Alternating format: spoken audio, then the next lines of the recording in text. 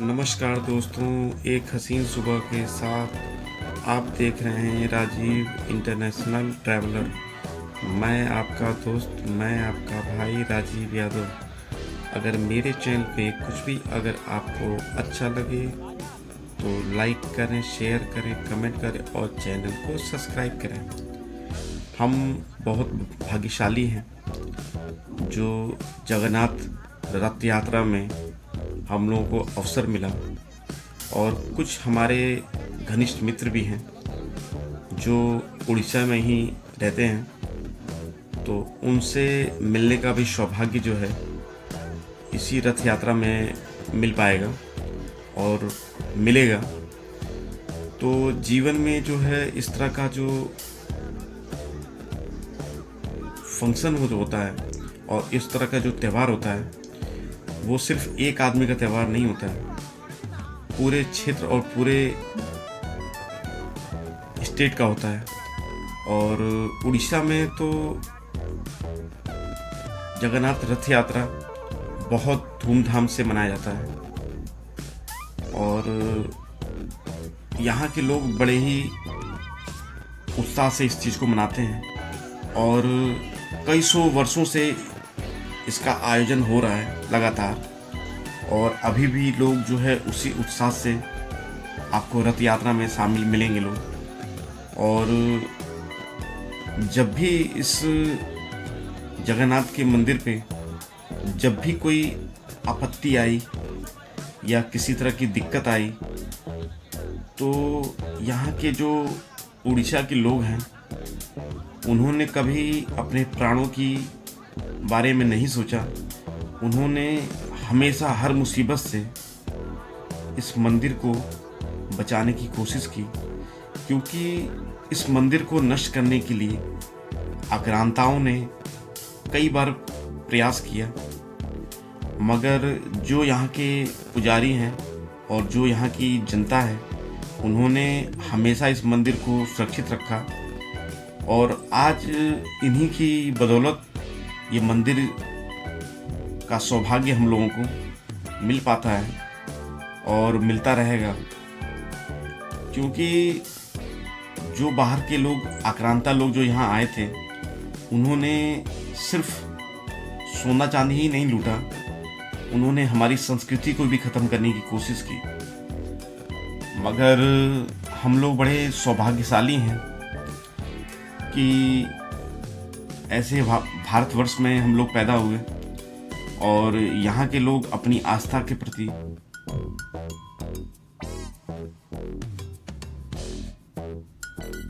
बहुत जिम्मेवार हैं और उन्होंने कभी अपने प्राणों की बारे में नहीं सोचा। उन्होंने हमेशा अपने संस्कृति और कल्चर को बचाने की कोशिश की और आज उसी की देन है। कितने लोग इस देश पे उन्होंने आक्रमण किया और कुछ वर्षों तक राज भी किया, मगर आज भी हमारी संस्कृति को वो ख़त्म नहीं कर पाए और आज भी वो संस्कृति हमारी विरासत के रूप में हम लोगों को सौभाग्य मिल पाया है। और हर वर्ष जगन्नाथ रथ यात्रा होती है और बड़े ही उत्साह से लोग यहाँ पे इस रथ यात्रा में शामिल होते हैं। बच्चे, महिलाएं और सब लोग इसमें शामिल होते हैं और ये हम लोगों के लिए बहुत गौरव का त्यौहार है। और हम खुशनसीब हैं कि हम भारत की मिट्टी से जुड़े हुए हैं और हमारा जन्म जो है भारत में हुआ। और हम लोग जो है कितनी भी इसकी तारीफ करें तो शब्द हमारे छोटे पड़ जाएंगे इस रथ यात्रा के बारे में बताने में, क्योंकि लोग यहाँ उनकी भावनाओं को आप देखेंगे। हर आदमी जो है एक नया, उसके अंदर ऊर्जा जो है उत्पन्न होती है और वो बहुत ही जिज्ञासा से इस रथ यात्रा में शामिल होता है। और ये रथ यात्रा बहुत अच्छी है और बहुत खूबसूरत है। और इसका बहुत बड़ा जो रथ यात्रा है वो पुरी में मनाया जाता है। लगभग 10 करोड़ के लमसम वहाँ पे लोग पब्लिक पहुँचती है हर बार रथ यात्रा में। तो हम लोग तो उस जगह आए हुए हैं। ये लगभग पुरी से लगभग 60 किलोमीटर पहले है। तो मेरे मित्र यहीं रहते हैं, काम वाम करते हैं।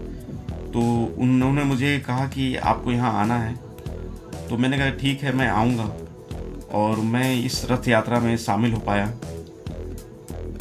तो कोशिश मेरी रहेगी कि जो भी मैं वीडियो बनाऊं, वो संपूर्ण जानकारी रथ यात्रा के बारे में रहे और लोग अपने ट्रेडिशनल को, अपनी संस्कृति को आज भी समेट के रखे हुए हैं, जिससे आने वाली हमारी जो पीढ़ियां हैं उनको भी इस चीज़ का सौभाग्य मिल पाएगा।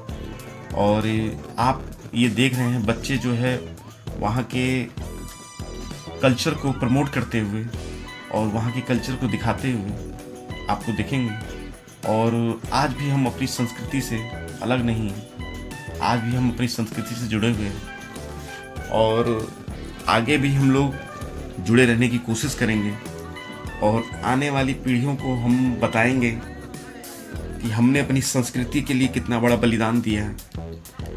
और जब भी कभी जगन्नाथ मंदिर का नाम हमारे होठों पे आता है तो उड़ीसा के जो लोग हैं उन्होंने इस मंदिर को बचाने के लिए हमेशा अपने प्राणों का आहुति दी। और आज भी उन्हीं लोगों की त्याग का परिणाम है कि जो मंदिर का सौभाग्य हम लोगों को देखने को मिलता है। और हम लोग बहुत शुक्रगुजार हैं उड़ीसा के लोगों का, संपूर्ण उड़ीसा के लोगों का, कि उन्होंने अपने प्राणों की आहुति देकर इस मंदिर को सुरक्षित रखा और बचाया इसको। भविष्य में इनके बलिदानों को हमेशा याद रखा जाएगा। और लोग आप देख रहे होंगे बड़े ही उत्साह से रथ यात्रा में शामिल हैं और हमेशा लोग जो है अपनी कोशिश करते हैं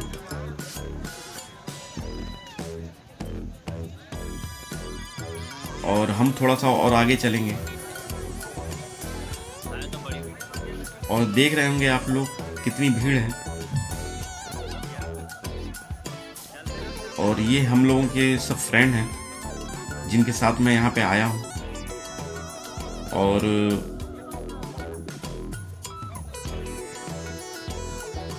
क्या बच्चे, क्या बूढ़े और क्या बुजुर्ग लोग जो है सारे लोग यहाँ शामिल हैं।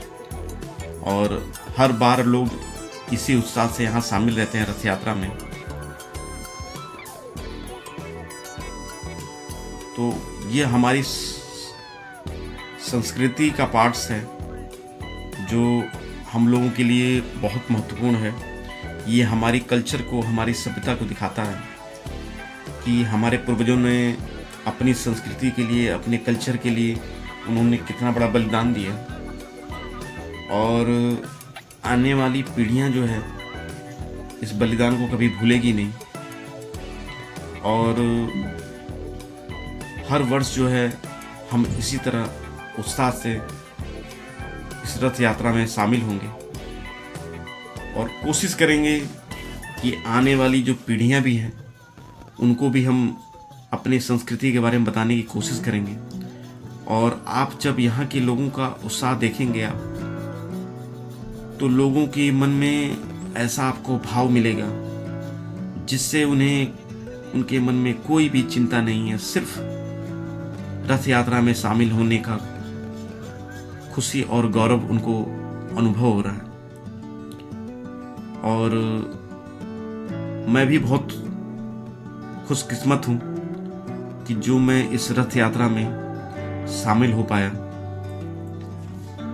जीवन में जो है कुछ ऐसे पल होते हैं जो कभी कभी परिस्थितियां ऐसी होती बन जाती हैं कि आदमी को अपने कीमती समय में से कुछ समय ईश्वर की भावना और ईश्वर की आस्था में भी लगाना चाहिए। तो लोगों ने अपनी सब काम धंधे को छोड़कर और इस रथ यात्रा में हम लोग शामिल हो रहे हैं। और जगन्नाथ मंदिर के बारे में कई तरह की मान्यताएं हैं, मगर जो मेरी जानकारी है, जब कृष्ण भगवान यहाँ से जब उनकी सारी लीलाएं समाप्त हो गई और उनको जब यहाँ से अपना शरीर को त्याग करना था, तो जब उनके पैरों में तीर लगा और उनका शरीर जब शांत हो गया,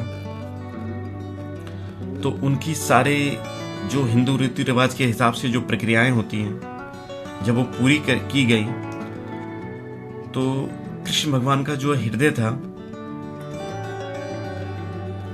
वो समाप्त नहीं हो पाया। तो लोगों ने उनकी अस्थियों को और उसको प्रवाहित कर दिया और वो तरल पदार्थ बहते बहते समुद्र के रास्ते द्वारिका से पुरी पहुंचा। और जो वहाँ के राजा थे, उनके सपने में वो प्रकट हुए और उन्होंने आदेश दिया उन्हें। तो वो पदार्थ जो है आज भी वो जगन्नाथ मंदिर में रखा हुआ है और हर 10 वर्षों के बाद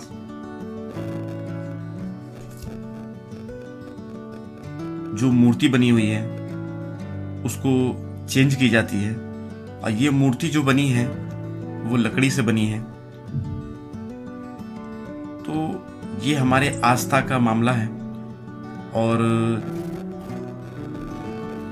आज भी जब जगन्नाथ मंदिर में आप अंदर जाएंगे तो मंदिर जो है समुद्र के किनारे बना हुआ है, मगर आपको उसके अंदर जाते ही आपको महसूस होगा कि कोई भी समुद्र की लहरें आपको सुनाई नहीं देंगी। और जो जगन्नाथ मंदिर के ऊपर जो झंडे लगते हैं वो रोजाना चेंज होते हैं। अगर एक दिन मंदिर का झंडा चेंज नहीं होगा तो 10 से 15 वर्षों के लिए मंदिर को बंद करना पड़ेगा। और मंदिर के ऊपर जो है कभी किसी चिड़िया या पंछी वहां पे नहीं बैठते। और जो झंडा है वहां का मंदिर के ऊपर, वो हमेशा हवा के विपरीत दिशा में बहता है। तो सब ये ईश्वर की असीम कृपा है। और जब भी हम सोचते हैं कि ईश्वर नहीं है, ये सिर्फ काल्पनिक बातें हैं, तो ईश्वर ने हमेशा अपने होने की लोगों को